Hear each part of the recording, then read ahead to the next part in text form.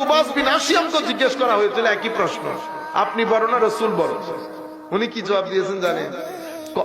হ্যাঁ বড়, তো বড় তো রসুল। ওয়া আনা আকদামু মিনহু ফিল মিলাদ, কিন্তু জন্মের ক্ষেত্রে আমি একটু আগে চলে এসেছি।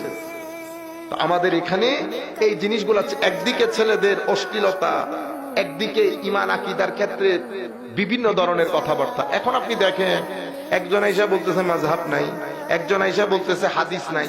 হাদিস কেন নাই? কয়টা 300 বছর পরে। মাযহাব কেন নাই? কয়টাও 300 বছর পরে। আরেক দল আইসা বলতেছে নবী আখেরি নবী, আরেক দল আইসা বলতেছে নবী আমাদের মতো মানুষ। সবকিছু এখানে কেন? এই অবস্থা কেন? এরপরে মাহফিল গুলার মধ্যে কেউ গরি গান, কেউ মারি চিল্লানি।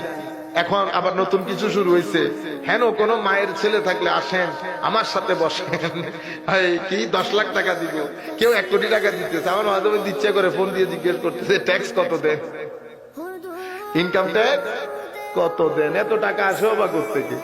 হ্যাঁ, আমি আপনাদেরকে যেটা বিনয়ের সাথে অনুরোধ করব সেটা হচ্ছে, ধর্ম আল্লাহ রাব্বুল আলামিনের পক্ষ থেকে আমাদের জন্য বিশেষ একটা গিফট।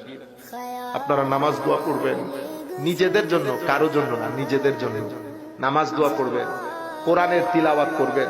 কোরআন যদি না পারেন সেটা শিখবেন, কারণ পেটের জন্য আপনারা রাত দিন এক করে দিচ্ছেন না। বিশ্বাস করেন কিছুদিন পরে আপনি অসুস্থ হয়ে যাবেন। আপনি যেটা মনে করতেছেন আগে শারীরিক শক্তি, আমাদের বাপদাদাদেরকে দেখছি সারা জিন্দেগি শক্তিশালী ছিল, কিন্তু আমাদের লোকজন এখন অথচ জমিনেই কাজ করে কিন্তু দুর্বল হয়ে যায় 40-45 বছর পরে। কেন? আমাদের বাপদাদারা পেটের খাদ্য দিচ্ছে, রুহের খাদ্য দিচ্ছে। আমি পেটের খাদ্য দিচ্ছি, রুহের খাদ্য বন্ধ করে দিচ্ছি।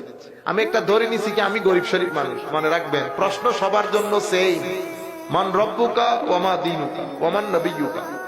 আপনি আল্লাহর বান্দা, আল্লাহ আমাকে উপরে দিয়েছে, আপনাকে নিচে দিয়েছে। আমি বলছি, আপনি শুনছেন। আমি বলছি বলে আখিরাতে ফার্স্ট হয়ে যাবে সেরকম না। আখিরাতের সিস্টেম আলাদা, ওখানে পাশ হবে যেই ব্যক্তির অন্তরে আমার আল্লাহ আছে সেই ব্যক্তি। আপনারা বুঝতে পেরেছেন? সুতরাং নামাজমুখী হন, কোরআনের তিলাওয়াত মুখী হন, এবং আপনার যদি কোনো কিছু থাকে সামর্থ্য মানুষকে দিবেন। মানুষের সাথে বেয়াদবি করবেন না, জুলুম করবেন না, মানুষের সাথে প্রতারণা করবেন না। মানুষের সাথে প্রতারণা করবেন, রুহের শান্তি মরে যাবে। মানুষকে ঠকাবেন, রু মরে যাবে, আপনি অস্বস্তিতে পড়ে যাবেন। আপনি যদি সুন্দর জীবন চান, মনে রাখবেন আপনার সামনে তো আরো লম্বা জীবন, বিয়ে করবেন, ছেলে সন্তান হবে। আপনি এখন যে জীবনে আছেন সেটা সবসময় থাকবে না বেটা। আপনি এখন মা বাবা নিয়ে একসাথে বসতেছেন, কিছুদিন পরে দেখবেন চেয়ার একটা খালি হয়ে গেছে, তার কিছুদিন পরে চেয়ার আরেকটা খালি হয়ে গেছে, তার কিছুদিন পরে আরেকটা চেয়ার খালি হয়ে যাবে, পরে এক সময় দেখবেন আপনি ছাড়া কেউ নাই আর।